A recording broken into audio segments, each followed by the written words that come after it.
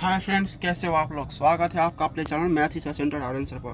तो फ्रेंड्स, आज मैं फिर से लेके आया हूँ काफ़ी ज़्यादा भयानक डरावना स्टोरी। शीर्षक का नाम है शिमला के श्रापित पहाड़। यह कहानी उन 4 दोस्तों की है जिसके साथ कुछ ऐसी घटना घटी कि जिसे उनका पूरा जीवन ही बदल गया। आइए जानते हैं कि ऐसा क्या हुआ था। मुंबई शहर के रहने वाली प्रिया शर्मा अपने दोस्तों के साथ रवि, साहिल और विजय के साथ शिमला जाने का प्लान बनाया। वो सब शिमला जाने के लिए बस में बैठ गए। कुछ ही देर में प्रिया सो गई। अचानक प्रिया की नींद खुली गई तो उसने देखा कि बस में कोई नहीं था। बस का ड्राइवर भी नहीं था। बस अपने आप ही चल रही थी। उनके सारे दोस्तों भी बस में नहीं थे। यह सब देखकर डर के मारे प्रिया जोर जोर से चिल्लाने लगी। अचानक उसे लगा कि कोई उसके पीछे खड़ा है। जब उसने पीछे मुड़कर देखा तो वहाँ एक स्त्री बैठी हुई थी।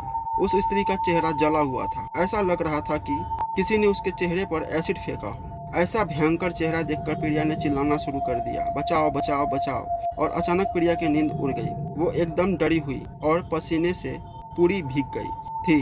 पास में बैठे हुए विजय ने पानी की बोतल दी और बोला, शायद तुम्हें कोई सपना देखा होगा। थोड़ी ही देर में सब शिमला पहुंच गए और एक होटल पर रात बिताने के लिए गए। दूसरे दिन वो सब साथ में मिलकर होटल के पास वाले पहाड़ पे घूमने जाने का नक्की किया। करीबन आधे घंटे में वो सब पहाड़ की सबसे ऊंची शिखर पर पहुंच गए। वहीं से नीचे देखने पर घने लीलेछम पेड़ पौधे काफी सुंदर दिख रहे थे। अचानक साहिल चौंक गया और बोला, नीचे देखो, कोई खड़ा है, लगता है कोई स्त्री है। विजय और रवि भी देखने लगे लेकिन उन्हें कोई दिख नहीं रहा और बोले, तू पागल हो गया क्या? इस घने जंगल में कोई स्त्री कैसे आ सकती है? शायद कोई भ्रम हुआ होगा। उसके बाद वह सब खुली जगह पर चले गए। रात होने लगी थी, इसलिए वह सब ने पहाड़ पर ही रुकने का निर्णय किया। इसलिए उन सब ने वहाँ पर ही तंबू लगाया और खाने पीने के लिए सामान बाहर निकाला। प्रिया भी की बैग तंबू के बाहर थी, इसलिए वह लेने के लिए बाहर गई तो वहाँ पर उसे किसी की आवाज़ सुनाई दी। प्रिया उस आवाज़ की ओर अपनी नज़र घुमाती है और उन्हें सामने से कोई 3 आदमी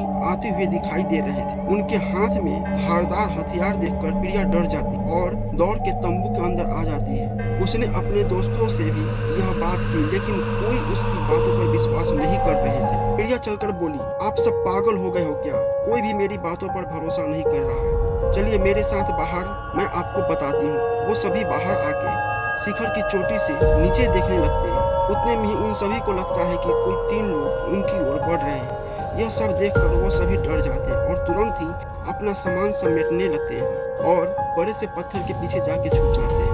थोड़ी ही देर में वो सब ऊपर आ जाते हैं। प्रिया देख रही है कि उसके हाथ, पैर और सिर आम आदमी जैसे बिल्कुल नहीं थे। वो सब एक जगह पे बैठ जाते हैं और कुछ तांत्रिक विद्या शुरू करते हैं। उनमें से एक आदमी अपनी हाथों की उंगली को काट देता है लेकिन अंधेरे की वजह से उन्हें कुछ भी ठीक से दिखाई नहीं देता। अचानक उन चारों ने देखा कि एक औरत उन आदमियों के बीच में आके लेट जाती है। कोई नहीं जानता कि आखिर वो औरत कहाँ से पहुंची, कैसे। प्रिया ने कहा, मुझे कुछ समझ नहीं आ रहा, आखिर यह सब हो क्या रहा है? मुझे बहुत ही डर लग रहा है। एक के बाद एक वो तीनों उस औरत को सूंघने लगे। वहीं पे अचानक उस औरत ने अपनी उंगली उठाई और हमारी तरफ इशारा करने लगी। हम सब डर गई। वो तीनों उस औरत को छोड़कर हमारी ओर बढ़ने लगे। हम सब पहाड़ी से नीचे होटल की ओर दौड़ने लगे। हमारी आवाज सुनकर वो तीनों हमारी ओर दौड़ने लगे। प्रिया और साहिल सबसे आगे थे और विजय और रवि उनके पीछे दौड़ रहे थे। प्रिया और साहिल होटल तक पहुंच गए लेकिन रवि और विजय का कोई पता नहीं चल रहा था। हमने होटल वालों से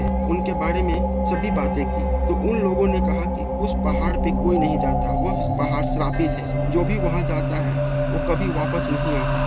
आपकी किस्मत अच्छी थी कि आप अभी जिंदा है, लेकिन हमारे दोस्त रवि और विजय कभी भी वापस नहीं लौटे आए। हमने उन्हें ढूंढने का बहुत ही कोशिश की, पुलिस कंप्लेन भी करवाई लेकिन कोई फर्क नहीं पड़ा। तो फ्रेंड्स, कैसा लगा स्टोरी कमेंट करके बताइए और हमारे चैनल को सब्सक्राइब जरूर कर दीजिए। मिलते हैं अगले स्टोरी में।